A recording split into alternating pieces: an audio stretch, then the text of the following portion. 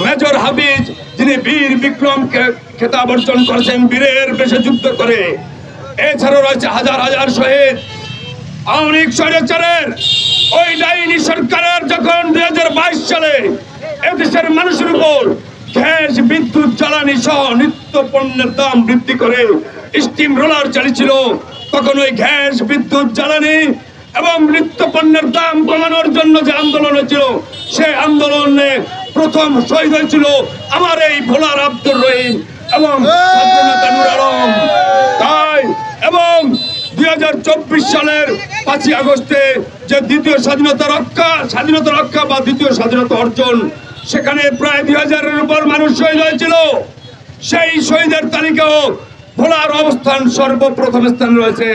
শুধু তাই নয়, আপনারা জেনে দেখুন, আমি আমার উপদেষ্টা মন্ডলীর দৃষ্টি আকর্ষণ করে বসছি, আপনারা জেনে দেখুন হিমালয়ের চূড়ায় বাংলাদেশ থেকে মাত্র 4টি বাংলাদেশের পতাকা উড়িয়ে 4 জন বাংলাদেশের পতাকা উড়িয়ে বাংলাদেশের মুখ উজ্জ্বল করেছিল। তার মধ্যে মুসা ইব্রাহিম ভোলার ছেলে। আজ বাংলাদেশকে বিশ্বের বুকে পরিচিতি অর্জন করতে, আজ বাংলাদেশের অবস্থান বিশ্বের বুকে নিশ্চিত করতে যা সমস্ত সংগ্রাম হয়েছে, যত জীবন দেওয়া হয়েছে, সবকিছুতে রয়েছে ভোলার মানুষের অগ্রণী ভূমিকা, ভোলার মানুষের অবদান। এরপরও এই ভোলায় রয়েছে 22 লক্ষ মানুষ, যা বাংলাদেশের জনসংখ্যার প্রায় 30তম স্থানে রয়েছে। কিন্তু এই ভোলা, এই বাংলাদেশের দ্বীপের রানী ভোলা, বাংলাদেশের দ্বীপের রানী ভোলা, এই ভোলা বাংলাদেশের মূল ভূখণ্ড থেকে বিচ্ছিন্ন। আমাদের এই ভোলার 22 লক্ষ মানুষ চিকিৎসা সেবা পাচ্ছে না, কিন্তু একজন নাগরিকের চিকিৎসা সেবা তার মৌলিক অধিকার, এই মৌলিক অধিকার থেকে আমাদেরকে বঞ্চিত করা হচ্ছে। আমি আরেকটা কথা বলতে চাই, আমি আমাদের অন্তর্বর্তীকালীন সরকারের দৃষ্টি আকর্ষণ করে বলতে চাই, আপনারা যারা আছেন, আমি আমাদের সম্মানিত প্রধান উপদেষ্টা ডক্টর ইউনূসের দৃষ্টি আকর্ষণ করে বলতে চাই, আপনি কোন রাজনৈতিক নেতা নয়, আপনি এই দেশের মানুষের 2000 মানুষের জীবনের বিনিময়ে আজকে বাংলাদেশের প্রধান উপদেষ্টা। আপনি হাজার হাজার মানুষের পঙ্গুত্বের বিনিময়ে আপনি প্রধান উপদেষ্টা। এই ভোলার মানুষের অবদান, সেই আন্দোলনের সর্বাধিক।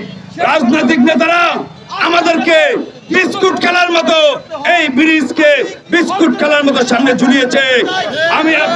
আমি আমার ভোলার মানুষের উদ্দেশ্যে বলতে চাই, আমি আমার বাংলাদেশের মানুষের উদ্দেশ্যে বলতে চাই, এই বাংলাদেশ স্বাধীন হওয়ার পর থেকে যতটি রাজনৈতিক দল সরকার গঠন করতেছে, প্রতিটি সরকারে এই ভোলার মন্ত্রী ছিল, কিন্তু ভোলার মন্ত্রী থাকা সত্ত্বেও ভোলার উন্নয়ন হয়নি, কারণ রাজনৈতিক নেতারা মুলা ঝুলিয়ে আমাদেরকে তাদের পিছনে ঘুরিয়েছে।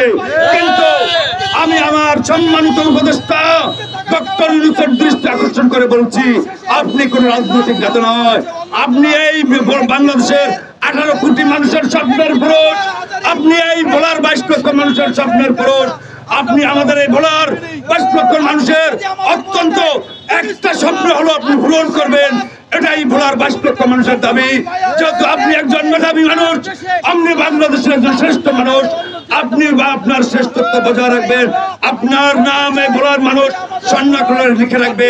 অত্যন্ত আমাদের ভোলা বরিশাল সেতুটি এই ভোলার মানুষের জন্য বিশেষ প্রয়োজন, শুধু ভোলা নয়, সারা বাংলাদেশের জন্য প্রয়োজন, বাংলাদেশের অর্থনৈতিক উন্নয়নের জন্য প্রয়োজন। এবং আমার দাবি হলো এই বাংলাদেশের মূল ভূখণ্ড থেকে বিচ্ছিন্ন সেতু ভোলাকে বাংলাদেশের মূল ভূখণ্ডের সাথে যোগাযোগের সুব্যবস্থার জন্য ভোলা বরিশাল সেতু অত্যন্ত গুরুত্বপূর্ণ।